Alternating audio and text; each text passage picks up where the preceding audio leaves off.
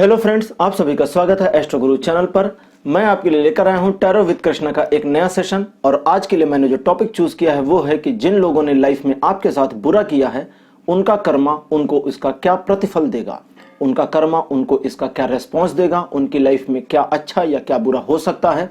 कई सारे लोगों ने कमेंट में भी और मैसेज में भी ये रिक्वेस्ट करी थी कि इस चीज के ऊपर वो वीडियो देखना चाहते हैं, क्योंकि बहुत सारे लोग होते हैं लाइफ में जो हमारे साथ अच्छा नहीं करते, फिर भी हम उन्हें कुछ नहीं कहते, लेकिन हम ये जानना चाहते हैं कि उनके साथ लाइफ क्या करने वाली है। तो आज के लिए मैंने 3 पाइल्स बनाई हैं, जैसा कि हर बार बनाता हूं। अब आपकी स्क्रीन के ऊपर पाइल्स दिख रही हैं। पाइल नंबर 1 जो आपकी स्क्रीन पर है वो है भगवान राम की फोटो, यानी कि मर्यादा पुरुषोत्तम श्री राम। मर्यादा पुरुषोत्तम श्री राम को मैंने इसलिए चूज किया है क्योंकि कर्म के क्षेत्र में उन्होंने जो कुछ भी कार्य किया उसके लिए आज तक उनकी पूजा की जाती है। और दूसरी पिक्चर है देवऋषि नारद की। देवऋषि नारद को भी एक प्रकार से कर्मयोगी ही माना जाता है, क्योंकि उनके कर्मों के प्रभाव की वजह से वो जिस तरह के कर्म करते थे, जो कर्म उनसे हुए, उनके व्यापक परिणाम पूरी दुनिया में हुए हैं, जो हमारे धार्मिक ग्रंथों में अभी भी लिखे हुए हैं। इसलिए नारद जी को लिया गया है सेकंड पाइल के रूप में।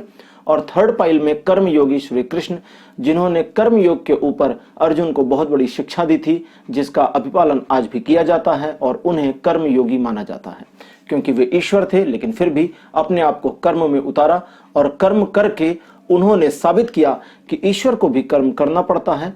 और बहुत कुछ चीजें कृष्ण के जीवन से जुड़ी हैं जो हम आज यहाँ डिस्कस नहीं करेंगे, क्योंकि आज का मेरा टॉपिक जो है वो कर्मा पर है। और कर्मा आपका नहीं बल्कि उस पर्सन का कर्मा जिसने आपके साथ कुछ बुरा किया। तो जिस फोटो के साथ में आप अपना रेजोनेशन पहले फील करते हैं, जो फोटो आपको ज्यादा अट्रैक्ट करती है, उसे अपनी पाइल माने और उसके अकॉर्डिंग ही ये रीडिंग देखें।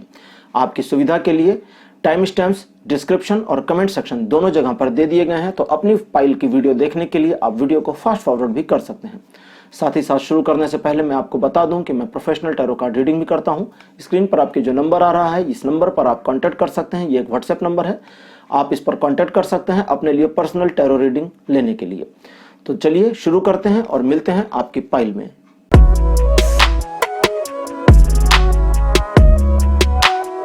हेलो पाइल नंबर 1, आप सभी का स्वागत है। अगर आपने पाइल नंबर 1 में भगवान श्री राम को चूज किया था तो आपकी पाइल नंबर 1 है। और अब मैं आपके लिए रीडिंग शुरू करूंगा और देखूंगा कि आपकी जीवन में जिन लोगों ने आपके साथ कुछ अच्छा नहीं किया है, उनका जीवन अब कैसा है और उनको जीवन में क्या इसका प्रभाव परिणाम भोगने को मिलेगा। उनके साथ क्या अच्छा होगा, क्या बुरा होगा, ये सब मैं कवर करने की पूरी कोशिश करूंगा। देखता हूं टैरो इस पर क्या बताते हैं। ये बिल्कुल एक नया और यूनिक टॉपिक है। तो पाइल नंबर 1 अब आपके लिए रीडिंग शुरू करते हैं। पहला कार्ड आपके लिए आया है टावर का। टावर बहुत अच्छा कार्ड नहीं माना जाता टैरो कार्ड में, खैर कोई बात नहीं। दूसरा कार्ड आया है द एम्प्रेस। कार्ड नंबर 3 आपके लिए आया है किंग ऑफ द वॉन्ड्स। और नंबर 4 की पोजीशन पर है night of the pentacles. Card number 5 आपके लिए आया है 6 ऑफ द वॉन्ड्स।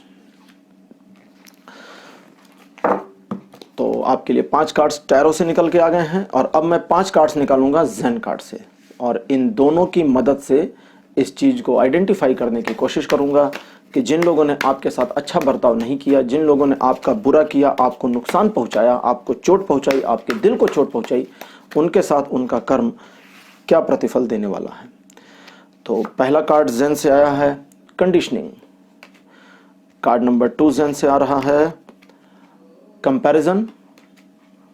नंबर 3 पर आपके लिए आया हुआ है कंट्रोल। और नंबर 4 आपके लिए है फ्रेंडलीनेस। 5th नंबर पोजीशन पर आपके लिए आया हुआ है इनर वॉइस। ठीक है, देखते हैं उनके लिए क्या प्रतिफल आ रहा है। और इसमें बहुत सारी चीजें एक्चुअली आपसे जुड़ी भी आएंगी। ऐसा नहीं है कि केवल उनके बारे में ही पता चलेगा, आपके बारे में भी बहुत सारी इंफॉर्मेशन आएंगी।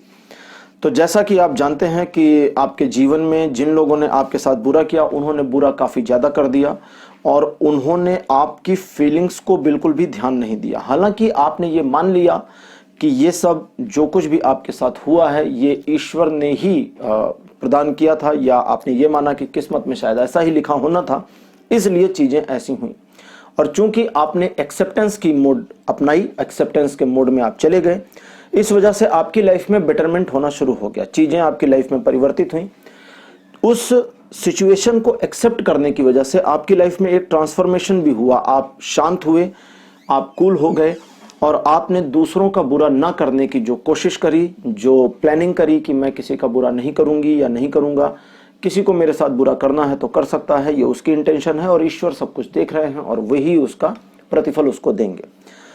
तो करंट सिचुएशन में आपकी लाइफ में चीजें थोड़ी ठीक चल रही हैं, आप उस पुरानी सिचुएशन से मूव ऑन कर गए हैं और अपनी लाइफ में बिल्कुल रम गए हैं, लेकिन अंदर एक नाइट ऑफ द पेंटिकल्स आए हैं जो बताते हैं कि अंदर एक टीस है कि यार उनके साथ क्या हुआ या उन लोगों को उनके कर्मों का दंड मिला या नहीं मिला। तो चलिए ये मैं आपको बताना शुरू करता हूं। सबसे पहले तो उन्होंने जिन्होंने आपको एक दर्द दिया, आपको एक पेन दिया, उन लोगों की लाइफ में हालांकि चीजें उतनी बुरी नहीं हैं, लेकिन आपको जो पेन उन्होंने दिया है, आपको जो दर्द उन्होंने दिया है, उसकी वजह से उनके अंदर एक गिल्ट बन गई है, एक प्रकार की अपराध बोध की भावना बन गई है।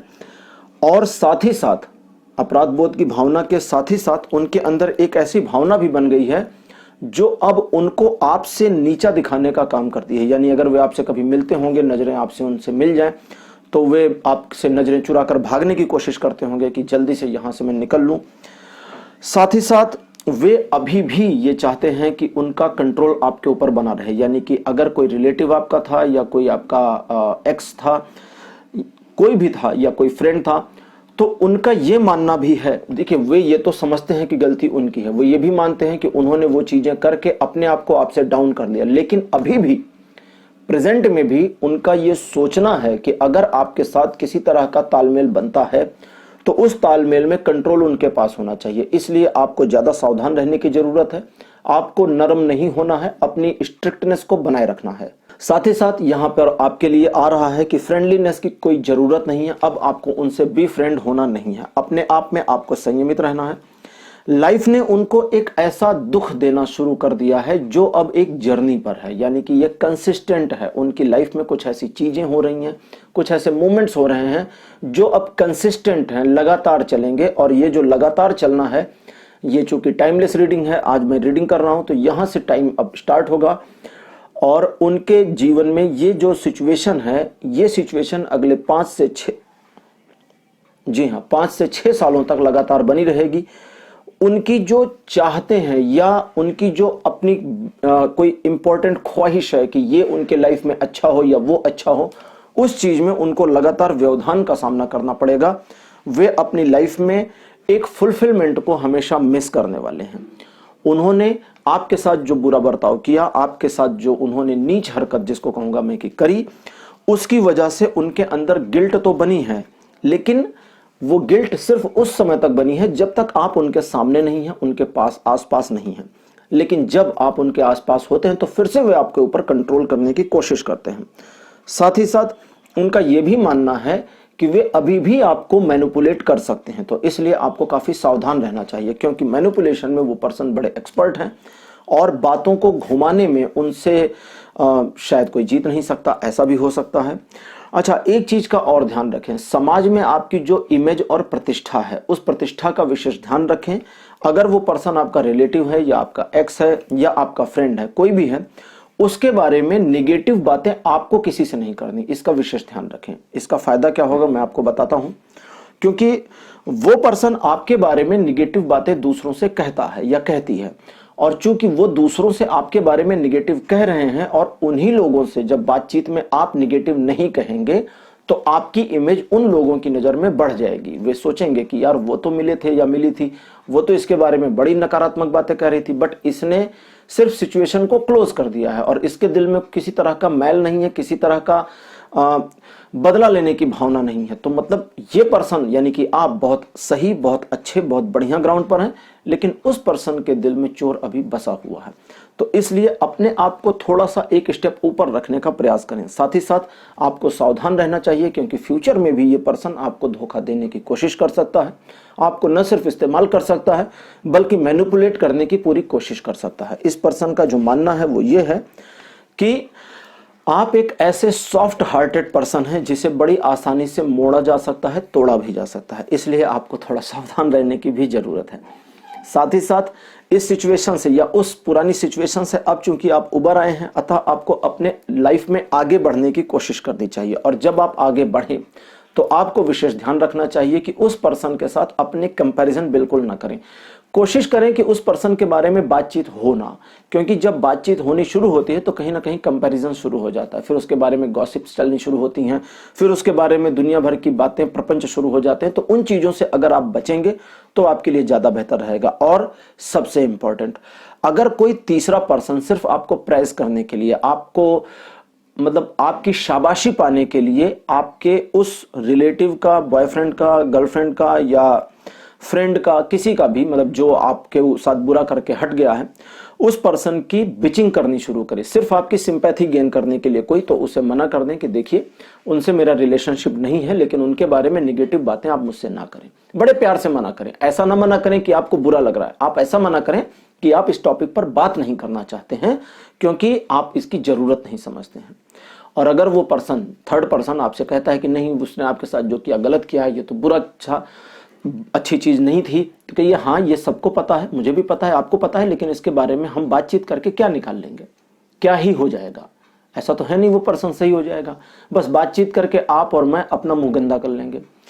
तो ऐसे पर्सन के बारे में डिस्कस करने की कोई जरूरत नहीं है।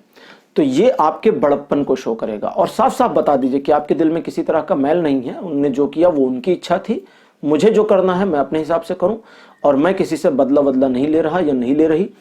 और जो उन्होंने किया कर्म उनको उनका फल देगा, मैंने जो किया मुझे मेरा फल मिलेगा। तो इससे आपका बड़प्पन झलकेगा। वो पर्सन हालांकि बहुत बुरी सिचुएशन में तो नहीं जा रहा, ये भी आपको बता दे रहा हूं, लेकिन सिचुएशन ऐसी जरूर रहेगी जहां पर उसकी प्रोग्रेस रुकेगी, जहां पर वो अपनी लाइफ में गेन नहीं कर पाएंगे।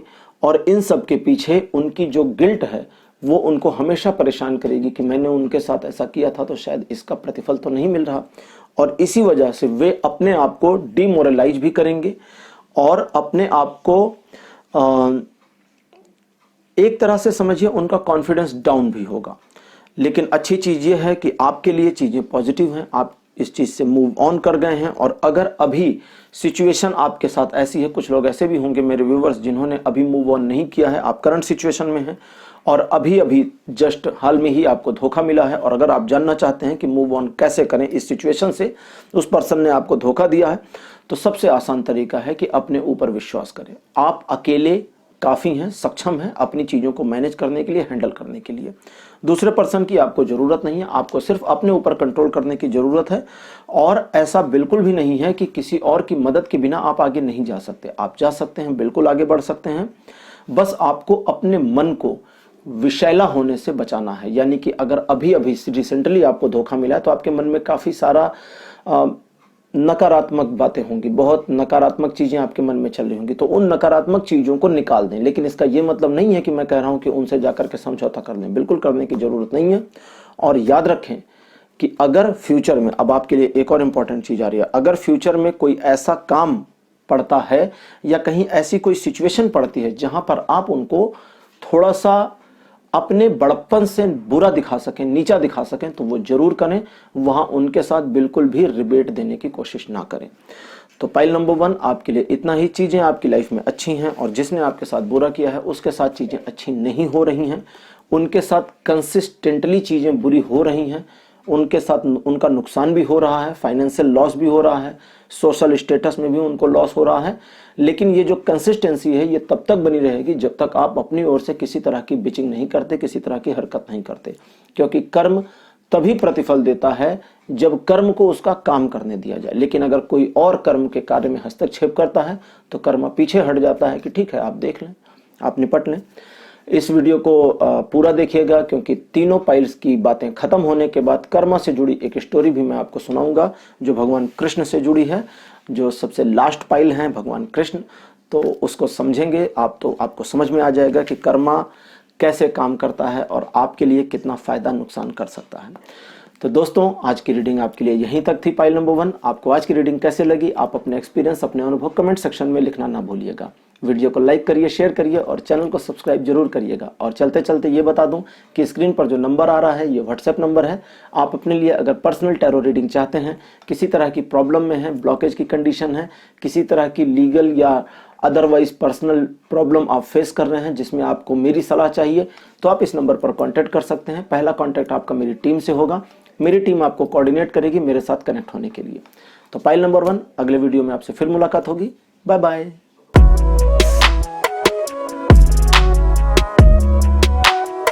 हेलो पाइल नंबर 2, आप सभी का स्वागत है आपकी रीडिंग में। आपने अगर देवर्षि नारद को चूज किया था, देवर्षि नारद आपकी पाइल है, तो पाइल नंबर 2 आपकी है। और अब आपके लिए मैं रीडिंग शुरू करूंगा। देवर्षि नारद को चूज करने के पीछे मेरा सबसे बड़ा उद्देश्य यह था, मुख्य कारण मेरा यह था कि देवर्षि नारद के जो कर्म हैं वे बहुत ही वर्सेटाइल हैं। मतलब टीवी सीरियल्स की बात अगर हम छोड़ दें जिसमें नारद जी को थोड़ा सा हंसी मजाक वाला या बीच में लड़ाई कराने वाला दिखाया जाता है, तो नारद जी बड़े ही वर्सेटाइल हैं। नारद एक योगी हैं, नारद एक भक्त हैं, नारद ज्योतिष के 8 आचार्यों में से एक भी हैं, नारद कर्म योगी भी हैं, नारद ने कर्म की शिक्षा भी दी, नारद गुरु भी हैं। उन्होंने प्रहलाद को टीचिंग की थी, प्रहलाद के गुरु थे। प्रहलाद का नाम आपने सुना होगा, राक्षस राज प्रहलाद, जिनके बारे में कहा जाता है कि हिरण्यकश्यप उसके पिता ने उनको मारने की कोशिश करी थी और जिनकी जीत की खुशी में होली जैसा बड़ा त्योहार, बड़ा पर्व मनाया जाता है भारत में। कभी मैं प्रहलाद के बारे में आपको और डिटेल बताऊंगा कि प्रहलाद जब बड़े हुए तो उन्होंने क्या क्या किया। ये एक ऐसी स्टोरी भी है प्रहलाद की जो अभी काफी ज्यादा लोगों को नहीं पता है कि जब वे बड़े हो गए, राजा बन गए, तो उन्होंने क्या किया। खैर, शुरू करते हैं पाइल नंबर 2 आपके लिए रीडिंग और देखते हैं कि देवर्षि नारद को अपनी पाइल चुनने के बाद आपके लिए क्या आता है कि जिन लोगों ने आपके साथ बुरा बर्ताव किया, जिन लोगों ने आपको बहुत नुकसान पहुंचाया, चोट पहुंचाई, दिल दुखाया, कर्मा उनको उनका क्या प्रतिफल देने वाला है। तो आपके लिए पहला कार्ड मेरे पास जो आया है यह है 7 of the pentacles. Card number 2 आपके लिए आया है द फूल। ये बढ़िया कार्ड आ गए दोनों। नंबर 3 पर आया है 6 ऑफ द पेंटिकल्स और नंबर 4 पर आया है 5 of the swords. Card number 5 आपके लिए आया है नाइट ऑफ द पेंटिकल्स। तो 5 कार्ड आपके आ गए टैरो से, यानी कि राइडर वाइट टैरोस डेक से। और अब मैं 5 कार्ड पुल आउट करूंगा जो मैं लूंगा जेन टैरो से।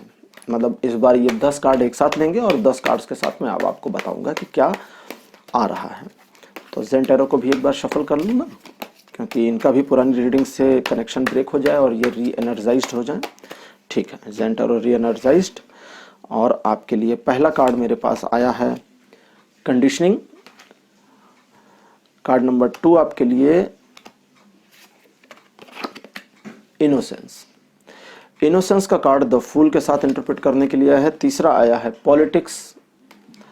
फिर चौथा कार्ड आपके लिए आया है ट्रस्ट और 5वां कार्ड थंडरबोल्ट।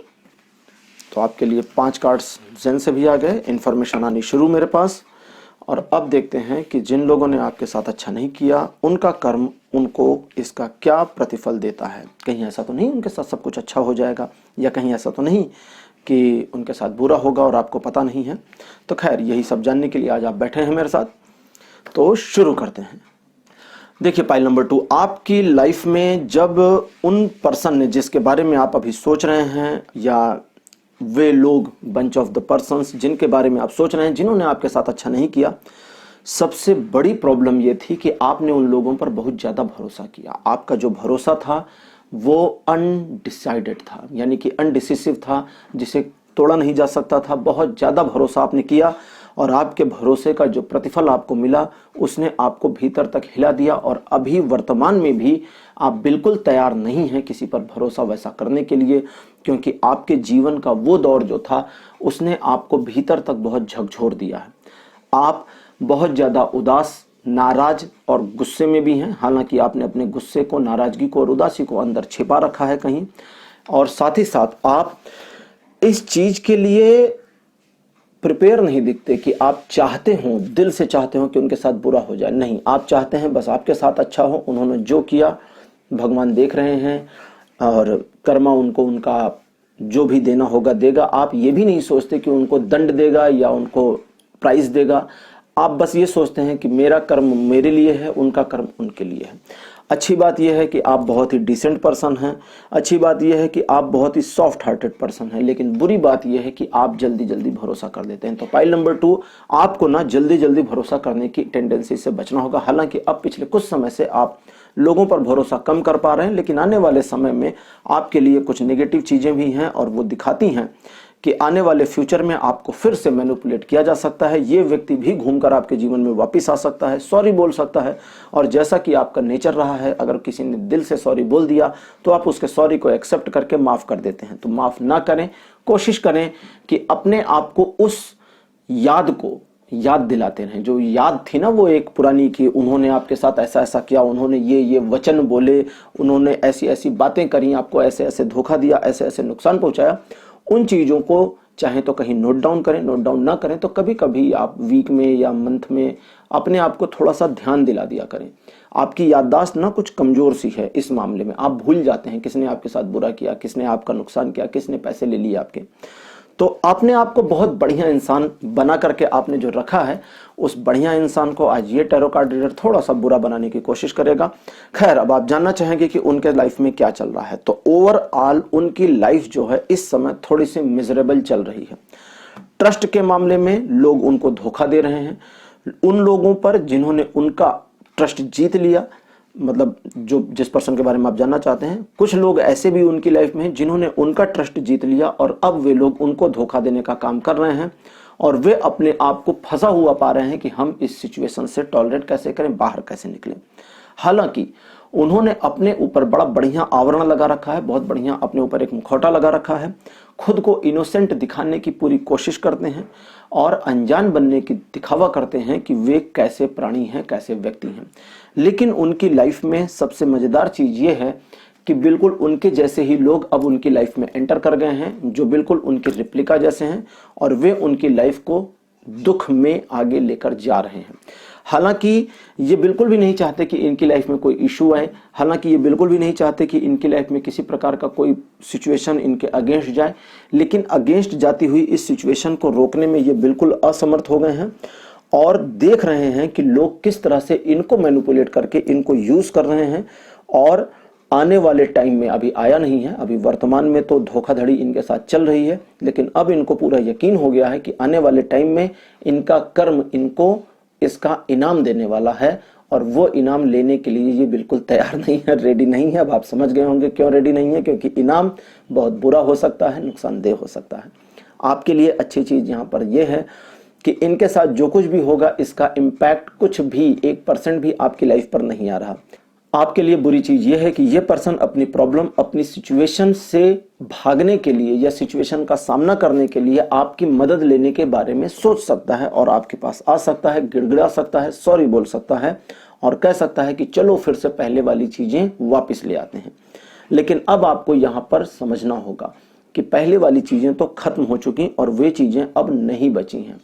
आप अपने आप को जितना ज्यादा स्ट्रिक्ट इस पर्सन के लिए रख सकते हैं उतना ज्यादा स्ट्रिक्ट रखने की जरूरत है, क्योंकि अगर आपने स्ट्रिक्टनेस नहीं दिखाई तो आपका जो ये नरम दिल है ना, सॉफ्ट सा, ये पिघल जल्दी जाता है और आप जानते हैं कि पिघल जाता है। तो इस पिघलने की वजह से आप उसकी मदद कर देंगे कि अरे यार कोई मुसीबत में है तो मुझे थोड़ी हेल्प करनी चाहिए। आंखें बंद कर लीजिए, दुनिया मुसीबत में हमेशा से थी। भगवान बुद्ध के समय में भी दुनिया मुसीबत में ही थी, दुखी थी। भगवान राम के समय में राक्षस थे, उस समय भी दुनिया मुसीबत में थी। कृष्ण के समय में भी राक्षस थे, उस समय भी दुनिया मुसीबत में थी। आज भी आतंकवादी घूम रहे हैं, आज भी दुनिया मुसीबत में है। तो दुनिया हमेशा मुसीबत में रहती है और इसे जो मुसीबत से बचाने का कार्यक्रम है ना, वो भगवान के हाथ में। उन्होंने कहा है ना, यदा यदा ही धर्मस्य ग्लानिर्भवति भारत, तो वो कहते हैं कि संभवामि युगे युगे, मैं हर युग में आऊंगा। तो वो उनका काम है। उन्होंने ये बताया गीता में इसलिए है कि आप अपने आप को देखें, अपने कर्म को करें, दूसरे के कर्म में इन्वॉल्व ना हो, उसके लिए वो हैं। और भगवान कैसे हैं ये आज के इस वीडियो के जब तीसरी पाइल खत्म होगी, भगवान कृष्ण तीसरी पाइल में है, तो जब तीसरी पाइल कंप्लीट होगी तब मैं आपको भगवान कृष्ण के जीवन से जुड़ी एक स्टोरी बताऊंगा और ये बताऊंगा कि कर्म का क्या प्रभाव, क्या प्रतिफल होता है। भगवान कृष्ण के जीवन से जुड़ी वो कथा जो बहुत सारे लोग नहीं जानते हैं, आज मैं आपको सुनाऊंगा, तो देखिएगा जरूर। और अगर आपने केवल अपनी पाइल पर डायरेक्टली स्विच किया है तो भी तीसरी पाइल के एंड में जाकर के देखिएगा जरूर। तो कुल मिलाकर सिंपल सी बात है, पाइल नंबर 2 आपके लिए। अच्छा, फ्यूचर में आपके लिए चीज़ें बेहतर आ रही हैं। अभी करंट में आप थोड़ा सा प्रॉब्लम फेस कर रहे हैं, लेकिन चीज़ें आपके लिए बेहतर आ रही हैं। और आप जो ये एक दुख, एक पेन अंदर फील कर रहे हैं, अब इस पेन से निकलने का समय आ गया है। अब आपको अपने ऊपर ट्रस्ट करना है और अपने ऊपर एक फेस कवर लगाने की जरूरत है। उस फेस कवर के अंदर आपको अपनी सारी सच्चाई, हकीकत छिपाने की जरूरत है। आप दुनिया को वो दिखाएं जो आप चाहते हैं लोग आपके बारे में जानें। आपको बहुत ज्यादा सतर्क रहने की जरूरत है, क्योंकि आपसे बड़ी उम्र के लोग आपको मैनिपुलेट फ्यूचर में कर सकते हैं। तो इसलिए थोड़ा सा फ्यूचर के लिए कॉन्शियस रहें। अदरवाइज अगर आप मैनिपुलेट नहीं होते हैं तो फ्यूचर आपका अपना है। आप आने वाले समय में काफी अच्छा फाइनेंशियल गेन कर सकते हैं या जॉब बिजनेस में अच्छी गेन पा सकते हैं। एक बात का ध्यान रखिएगा कि जिन लोगों ने आपका बुरा किया है उनकी सिचुएशन आगे फ्यूचर में खराब तो होगी, ये मैंने आपको बता दिया। अब कितनी भी खराब हो जाए और उनको पैसे की जरूरत पड़ जाए और गलती से आपके पास इंफॉर्मेशन आ जाए, तो पहले तो खुद से हेल्प नहीं करनी है। दूसरे, उधार उनको बिल्कुल देना नहीं है, क्योंकि आपने अगर 1 रुपए उधार दिया तो भूल जाइएगा वो 1 रुपए गया। और तीसरे, अगर आप ऐसी कंडीशन में हैं जहां आप उनकी हेल्प कर सकते हैं, तो जब तक वो पर्सन बिल्कुल घुटनों पर ना आ जाए तब तक आपको उसकी हेल्प नहीं करनी है। लेकिन हेल्प करने में भी एक चीज का ध्यान रखिएगा, अगर आपने हेल्प करी तो हेल्प को सिर्फ हेल्प की तरह करिएगा, उस हेल्प का प्रतिफल पाने की कोशिश ना करिएगा। किसी तरह का उधार मत दीजिएगा, किसी तरह की ऐसी हेल्प नहीं करनी है कि चलो मैं तुम्हारी हेल्प यहां कर दे रहा हूं बट तुम्हें ये चीज वापस करनी होगी, नहीं, ऐसा मत करिएगा, फिर करनी ही नहीं है, बात खत्म। पहला तो कनेक्शन ही क्लोज कर दें। दूसरा, अगर हो सकता है वो आपके ऐसे रिलेटिव हों जिनसे आप इतना ज्यादा कनेक्शन क्लोज ना कर पाए, वे आपके जीवन में ना चाहते हुए भी बने रहें, या आपके पड़ोसी हों जो ना चाहते हुए भी आपके बगल रह रहे हों, और कल को उनके साथ कुछ ऐसी मिसहैपनिंग हो जाए जहां जरूरत है कि आप मदद करें, तो आपके लिए कार्ड कहता है कि आपको उस समय मदद तो करनी चाहिए, लेकिन मदद तब करनी चाहिए जब तक वो पर्सन बिल्कुल घुटनों पर ना आ चुका हो। ऐसा नहीं कि बस वो जरा सी प्रॉब्लम में और आपने गए, अरे रुको रुको मैं हेल्प करता हूं, ऐसा नहीं करना। गिरने दीजिए उसको, बिल्कुल पतित होने दीजिए। पतित होने का मतलब होता है गिरना, ठीक है, पतित संस्कृत वर्ड है।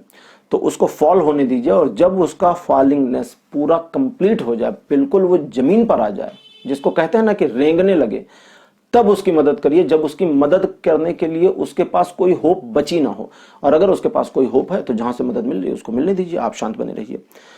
आपके लिए मैंने बता दिया है कि उस पर्सन के साथ क्या क्या होगा, लेकिन अब आपके लिए एक और इंफॉर्मेशन है, वो ये कि इंटेंशनली आपको ये नहीं सोचना है कि उस पर्सन के साथ बुरा हो। आपका सोचना भी अच्छा आपके प्रतिफल नहीं देगा। आप ये सब ना सोचें तो आपके लिए ज्यादा अच्छा रहेगा। अपने आप को थोड़ा सा कान का कच्चा भी नहीं बनाना है, इसको ध्यान रखें। अगर कोई पर्सन आकर के आपसे उनके बारे में कुछ निगेटिव बातचीत करता है तो आपको उस बातचीत को इग्नोर करना है, अपने आप को उसमें इन्वॉल्व नहीं करना है। तो पाइल नंबर 2 आपके लिए आज की रीडिंग को यहीं क्लोज करता हूं।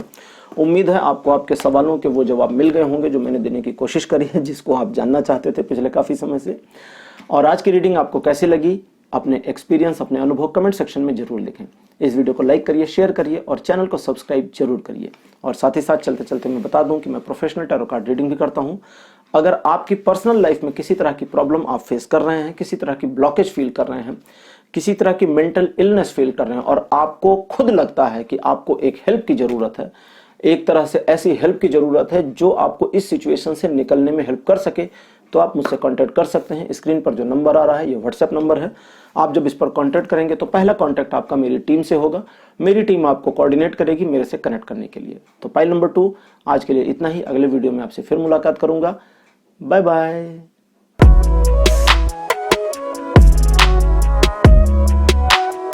हेलो पाइल नंबर 3, आप सभी का स्वागत है। आपने अगर भगवान कृष्ण, लॉर्ड कृष्णा को चूज किया था तो आपकी पाइल नंबर है 3, और आज भगवान कृष्ण और मैं कृष्ण दोनों आपके सामने हैं। तो 2 कृष्ण आपके सामने बैठे हैं, और अब आपके लिए मैं रीडिंग शुरू करूंगा और देखूंगा कि आपकी लाइफ में जिसने आपकी लाइफ को मिसरेबल बनाने की कोशिश करी है, उस पर्सन के साथ क्या हो रहा है, उसकी लाइफ में कर्म उसको क्या उसका प्रतिफल दे रहा है। तो पाइल नंबर 3 आपके लिए रीडिंग शुरू करते हैं। पहला कार्ड आपके लिए जो आया है ये है 6 ऑफ द वॉन्ड्स का। ये बहुत बढ़िया कार्ड है जो सबसे पहले ही आ गया। दूसरा कार्ड आपके लिए आया है 5 ऑफ द वॉन्ड्स।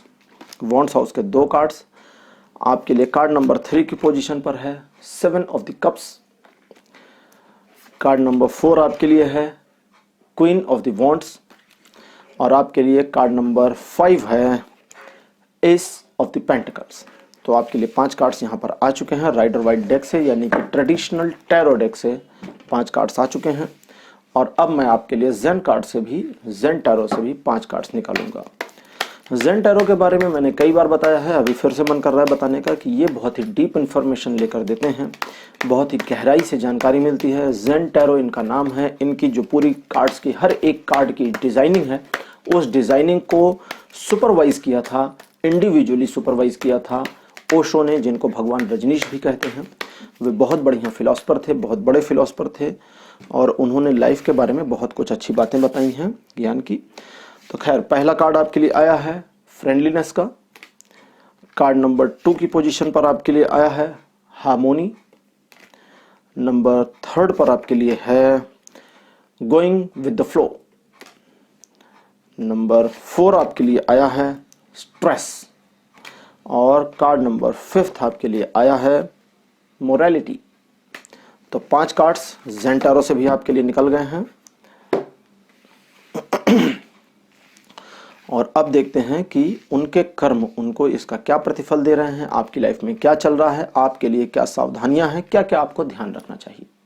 तो जैसा कि आप जानते हैं कि उस समय जब चीजें आपके और उनके बीच में खराब होनी शुरू हुई, तो आपने उसे बहुत ज्यादा बचाने की कोशिश करी, सिचुएशन को टॉलरेट करने की कोशिश करी। आप एक स्टेप आगे बढ़े, आपने कदम आगे बढ़ाया कि ये सिचुएशन खराब ना हो, उनके साथ रिलेशन चले, बंद ना हो। लेकिन वे इस रिलेशन को क्लोज करने पर लगे हुए थे और उन्होंने अपनी सारी अकल लगा दी, सारा दिमाग लगा दिया आपको सिर्फ नीचा दिखाने में, और नीचा दिखाने में वे अपनी ओर से बिल्कुल कामयाब रहे और आप दोनों का रिलेशन खत्म हो गया, ब्रेक हो गया। फिर भी आपको उम्मीद रही, फिर भी आपने उम्मीद का दामन नहीं छोड़ा कि आप इस रिलेशन को, अगर कुछ बचा हुआ है, थोड़ा सा कुछ रह गया है, तो इस रिलेशनशिप को आगे बढ़ाना है। सोशल आप इस चीज में इन्वॉल्व भी रहे, आपने कभी अपने मन में मैल नहीं लाया, आपने अपने मन को कभी भी गंदा नहीं किया, आप हमेशा ही पहल करने को तैयार थे। बस उधर से भी कुछ पॉजिटिव रेस्पॉन्स मिले, इसका वेट कर रहे थे, लेकिन उधर से पॉजिटिव रेस्पॉन्स नहीं मिला।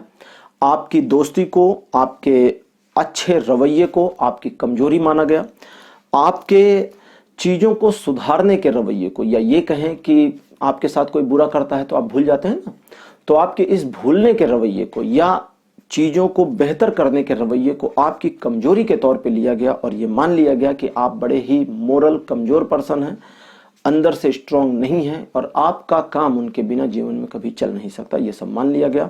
लेकिन आपने अपने आप को साबित कर दिया कि आप न सिर्फ अपने सपनों को पूरा कर सकते हैं, अपने टारगेट्स को नया टारगेट बना करके अचीव कर सकते हैं, मतलब टारगेट में परिवर्तन कर सकते हैं, लेकिन आपने हार नहीं मानी और आप समय के साथ साथ आगे बढ़ते रहे। आपने अपने प्लान्स को रीसेट किया, आपके वे प्लान्स जिसमें वे इन्वॉल्व थे, यानी कि आप उनके साथ आगे बढ़ना चाहते थे, उनकी एडवाइस लेना चाहते थे, उन सारी चीज़ों को आपने रीसेट करने की कोशिश करी और बहुत बढ़िया तरीके से रीसेट किया कि अब उनकी ज़रूरत आपकी लाइफ में नहीं है। आपने ये करके दिखा दिया, आपने ये साबित किया कि आप अकेले भी जीवन में आगे बढ़ने के लिए तैयार भी हैं और काफ़ी भी हैं।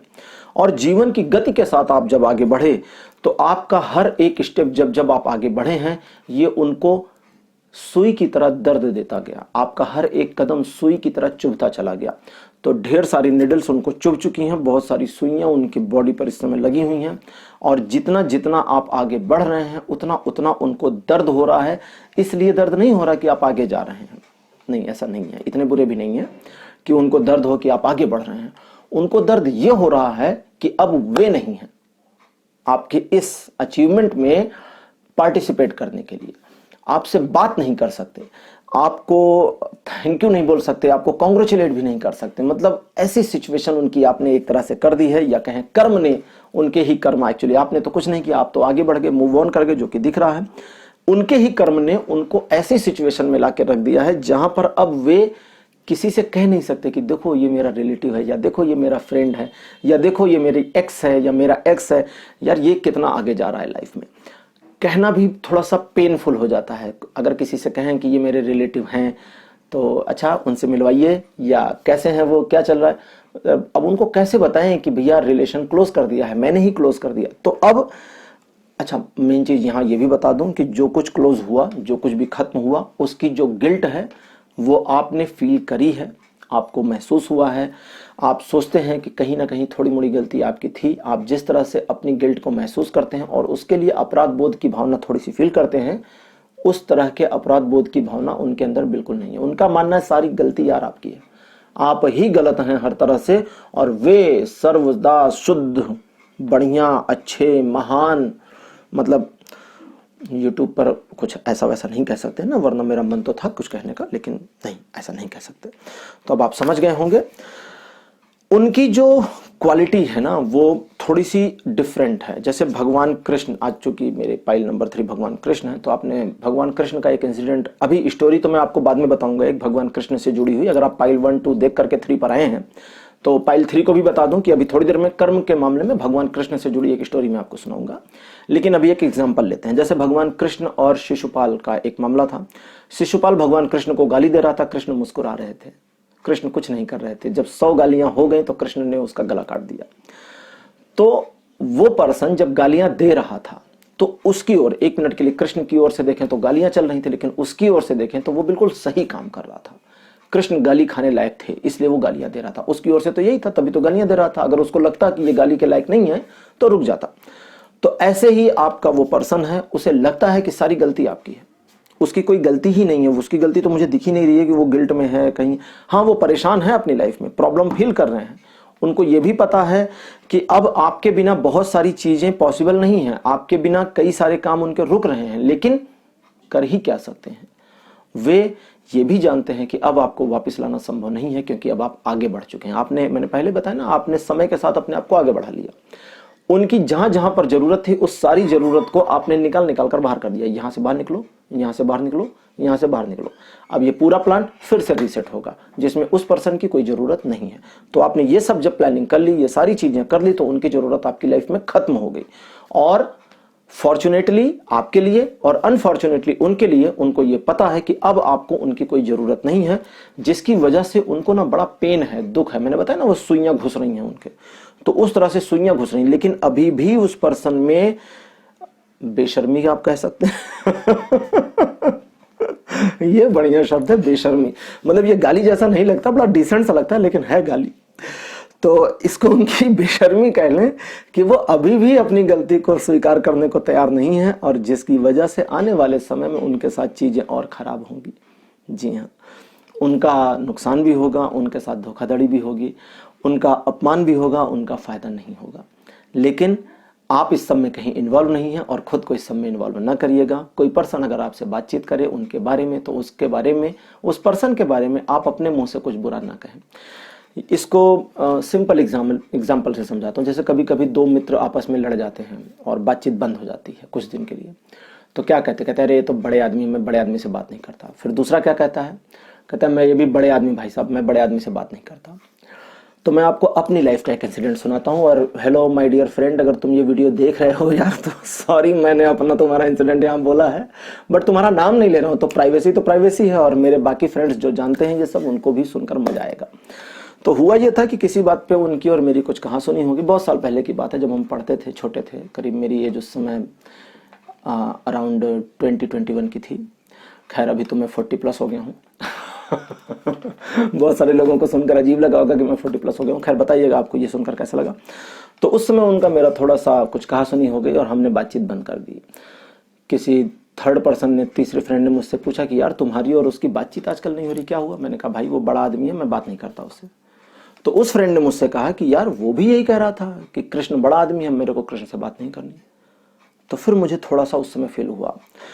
उस समय मैं टैरो कार्ड्स की प्रैक्टिस नहीं करता था। उस इंसिडेंट के 2-2.5 साल बाद ही मैंने टैरो कार्ड शुरू किए थे। तो तब से लेकर अब 18 साल करीब बीत चुके हैं, 19वां साल शुरू है। उस टाइम पर मैं एस्ट्रोलॉजी नहीं जानता था। हाँ, मैंने एस्ट्रोलॉजी को सीखना वगैरह ये 20 ईयर के बाद शुरू किया है। तो मैंने कहा कि अच्छा, वो कह रहा था कि मैं बड़ा आदमी हूँ और वो मुझसे बात नहीं करेगा। तो फिर मैंने अपने आप को थोड़ा सा मोल्ड कर लिया। और फिर किसी और ने मुझसे एक दिन पूछा कि यार तुम्हारी उससे बातचीत आजकल बंद है, मैंने सुना, क्या प्रॉब्लम हो गई? तो मैंने कहा सुनो, मेरे सामने ना छोटे मोटे आदमी की बात मत किया करो। तो उसने कहा मतलब? मैंने कहा यार मैं छोटे लोगों से बात नहीं करता। यार वो तो कह रहा था मैं बड़े लोगों से बात नहीं करता। मैंने कहा हाँ, तो मैं बड़ा हूँ, वो छोटा है। वो तो कहता है ना मैं बड़ा आदमी हूँ, मेरे से बात नहीं करेगा। तो मैं भी बता रहा हूं ना कि मैं छोटे आदमी से बात नहीं करता। तो ये एक बैलेंस बना दिया मैंने। वो मुझे बड़ा आदमी कहता था, मैं उसे छोटा आदमी कहता था। तो ये अब आपको करना है। अगर आपको कोई कहता है कि वे आपके बारे में कुछ नेगेटिव बातें करते हैं, वे आपके बारे में ऐसा ऐसा ऐसा कहते हैं, तो उसको बैलेंस करने की कोशिश करिएगा। अपनी ओर से उनके बारे में किसी तरह की नकारात्मक बातें मत करिए। मेरे फ्रेंड के साथ जो भी इंसिडेंट हुआ था उस पूरे दरमियान में मैं इतनी सारी चीज़ें तो नहीं जानता था, लेकिन फॉर्चुनेटली ईश्वर ने मेरे माइंड को उस समय कूल और काल्म रखा। मैंने किसी भी पर्सन से उनके बारे में कोई बिचिंग नहीं करी, उनकी कोई नेगेटिव बातें उनको किसी को नहीं बताई। ये बात मेरे फ्रेंड को भी अच्छी लगी और फॉर्चुनेटली मेरे फ्रेंड ने भी ऐसा ही किया था बिना मेरे कंसेंट के। उसने भी मेरे बारे में जो कुछ उसके मन में था वो किसी और को नहीं बताया। बाद में हमारा पैचअप हुआ और इस चीज के लिए हम दोनों को सारे फ्रेंड्स ने अप्रिशिएट किया कि आप दोनों ने एक दूसरे के बारे में कोई निगेटिव बातचीत नहीं करी थी। तो निगेटिव बातचीत जब आप किसी के बारे में नहीं करते हैं तो आपका अपना बेनिफिट होता है, आपका कर्म पॉजिटिव वे में रहता है। जब आपका कर्म आपके पॉजिटिव वे में रहेगा तो चीजें आपके लिए बेहतर होंगी और फ्यूचर में उनके लिए चीजें निगेटिव हो रही हैं। जब चीजें उनके लिए निगेटिव होंगी, उनका अपमान होगा, उनको धोखा भी मिलेगा, उनके साथ में थोड़ा सा पैसों का भी उनको नुकसान होगा। ये सारी चीजें जब आपको पता चले और कोई पर्सन आपको आकर के ये बताए कि सुना उनके साथ ऐसा ऐसा ऐसा हो गया, तो आपको जानबूझ करके, मैं देख लूं पहले जानबूझ कर है कि नहीं, हाँ है, जानबूझ करके सिंपैथी दिखानी है कि भले आपके मन में अंदर से खुशी आ रही, करे वाह मजा आ गया, बहुत अच्छा हुआ, नहीं, लेकिन आपको ये शो नहीं करना ना कि मजा आ गया, वो मजा अंदर में रखना है। लेकिन बाहर आपको क्या कहना है कि वो भी पर्सन है, इंसान है, उनके साथ अच्छा नहीं हो रहा है। लेकिन आपको इन्वॉल्व नहीं होना उनकी लाइफ में, जाना नहीं है। कृष्ण जानते थे, भगवान कृष्ण जो ये हैं, ये जानते थे कि कौरव गलत हैं, लेकिन उन्होंने कभी भी कौरवों का बुरा नहीं चाहा। वे जानते थे कौरव गलत हैं, कौरव दुष्ट हैं और कौरवों का सर्वनाश होगा, लेकिन इंटेंशनली वे कभी कौरवों का बुरा नहीं चाहते थे। पूरे महाभारत के जो हिस्ट्री है, ये जो स्क्रिप्चर है, पद्यांश है, उसमें उन्होंने युद्ध को रोकने की भी कोशिश करी थी। आधे राज्य की जगह 5 गांव तक का प्रस्ताव दे दिया था, वो भी युधिष्ठिर से बिना पूछे हुए। वे चाहते थे कि सबके साथ अच्छा हो, तो बिल्कुल आपको ऐसे ही करना है, आपको चाहना है सबके साथ अच्छा हो। लेकिन जब कौरवों के साथ बुरा हुआ तो क्या कृष्ण दुखी थे? नहीं, कृष्ण खुश थे, कृष्ण मुस्कुरा रहे थे, क्योंकि वे जानते थे यही होगा। उन्होंने उस बुरे को रोकने की कोशिश करी थी। लेकिन अब यहां पर आप इन्वॉल्व नहीं, आप कृष्ण की भूमिका में नहीं है और ना भगवान बनने की कोशिश करें। वो थे, उनको वही रहने दें। आपको जानबूझकर किसी के साथ बुरा नहीं करना, उनकी लाइफ में कुछ अनफॉर्चुनेट नहीं भेजना है। लेकिन उनके साथ अगर अनफॉर्चुनेट होता है तो उसमें ना तो उनकी हेल्प करनी है, ना उनकी बिचिंग करनी है, बुराई करनी है। अपने आप में स्थिर रहें, अपने आप को देखें, अपने आप को खुश रखें। और जो आपने समय के साथ आगे बढ़ने का निर्णय लिया था वो सबसे बढ़िया निर्णय था, सबसे बेहतरीन निर्णय था। और आने वाले समय, अभी शुरू हो गया है आपका दौर, और आप देख रहे होंगे कि अब सोसाइटी में आपकी इमेज थोड़ी बननी शुरू हो गई है, आपकी प्रतिष्ठा भी बढ़ रही है, लोग आपका सम्मान कर रहे हैं और ये सम्मान आपके लिए लोगों में बढ़ता चला जाएगा। लेकिन आपको अपने आप को धैर्यवान बनाए रखना है। फ्यूचर में आपके पास आर्थिक स्रोत भी बढ़ेंगे, इनकम भी आपकी फ्यूचर में बढ़ेगी, लेकिन आप अपने आप को इसी तरह से अगर धैर्यवान और अच्छे इंसान बनाए रखेंगे तभी ये सब पॉसिबल है। तो पाइल नंबर 3 आपके लिए आज की रीडिंग को यहीं क्लोज करता हूं। आज की रीडिंग आपको कैसी लगी कमेंट सेक्शन में अपने एक्सपीरियंस और अपने अनुभव जरूर लिखिए। इस वीडियो को लाइक करिए, शेयर करिए और चैनल को सब्सक्राइब करना मत भूलिएगा। और हाँ, स्क्रीन के ऊपर जो नंबर आ रहा है, इस नंबर पर आप कांटेक्ट कर सकते हैं अगर आपको अपने लिए पर्सनल टैरो रीडिंग चाहिए, जो कि मैं प्रोवाइड करता हूं। आप किसी प्रकार की प्रॉब्लम में हैं, किसी प्रकार की ब्लॉकेज फील कर रहे हैं, लाइफ में आगे नहीं बढ़ पा रहे हैं, या आप कंफ्यूज हो गए हैं कि अब आपको करना क्या चाहिए। मल्टीपल वेज हैं, लेकिन उन मल्टीपल वेज में से किधर जाएं, आप बिल्कुल कंफ्यूज हैं, कोई रास्ता नहीं दिख रहा, कोई सुझाव नहीं दे पा रहा, तो शायद मैं आपकी हेल्प कर सकता हूं। आप इस नंबर पर कांटेक्ट करें। सबसे पहले आपका कांटेक्ट होगा मेरी टीम से, मेरी टीम आपको कोऑर्डिनेट करेगी और आपको मुझसे कनेक्ट करने में पूरी हेल्प करेगी। तो पाइल नंबर 3 आपके लिए आज इतना ही। अगले वीडियो अगले वीडियो से पहले मेरे को आपको वो स्टोरी सुनानी है ना, रुक जाता हूं मैं, अभी अगले वीडियो वाला बाद में तो इसको मैं समेट देता हूं, ठीक है। जब मैं कुछ टैरो से अलग बोलूं तो टैरो को हटा देता हूं। अब मैं और आप हैं। भगवान कृष्ण के जीवन में एक घटना हुई थी। एक बार भगवान कृष्ण रुक्मणी जो उनकी पत्नी थी, पटरानी थी, उनके साथ बैठे खाना खा रहे थे। सत्यभामा और जामवंती उनकी 2 और पत्नियां थी, वो भी वहीं बैठी थी। तो खाना परोसा हुआ था। तो पुराने समय की परंपरा थी ना कि पति पहले खा ले फिर पत्नियां खाएंगी। तो तीनों वहां पर उनके लिए खाना, अच्छा वो खाना उनके लिए दासियां नहीं अरेंज करती थी, तीनों पत्नियां मिलकर करती थी। तो वो सब लाकर रखी। तो भगवान कृष्ण तो 56 भोग खाते थे, तो ढेर सारा खाना रखा हुआ था, वे खा रहे थे। रुक्मणी इधर बैठी थी, सत्यभामा और जामवंती दूसरी साइड में बैठी थी। और तीनों पत्नियां उनकी पंखे झल रही थी और अच्छे से प्यार से बातचीत कर रही थी।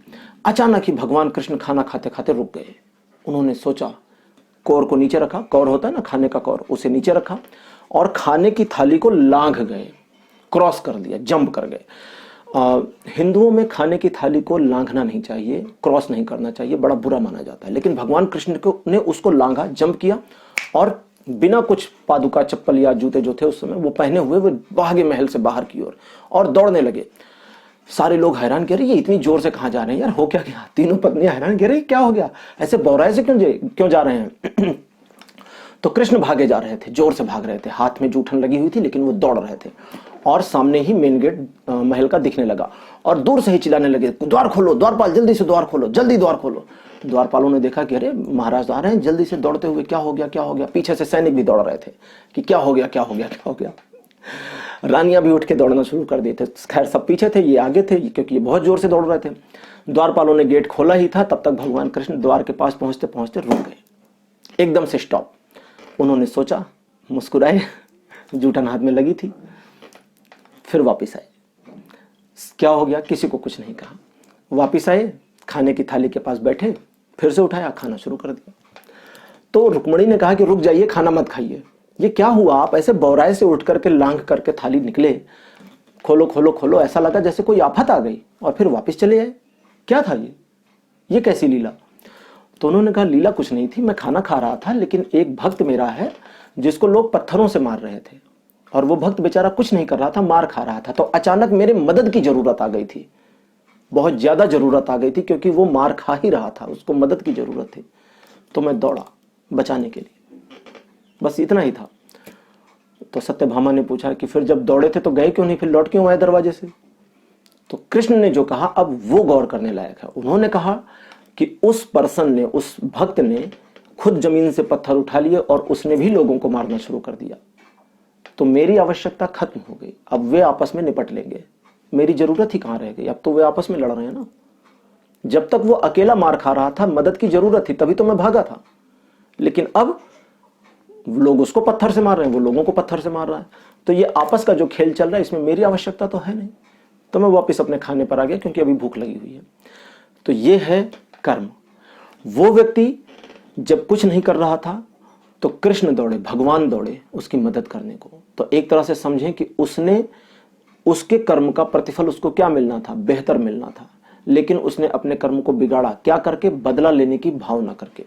तो जब आपके साथ कोई बुरा करता है और आप उससे बदला लेने की भावना रखते हैं तो आप अपने कर्म को वस्तुतः बिगाड़ते हैं।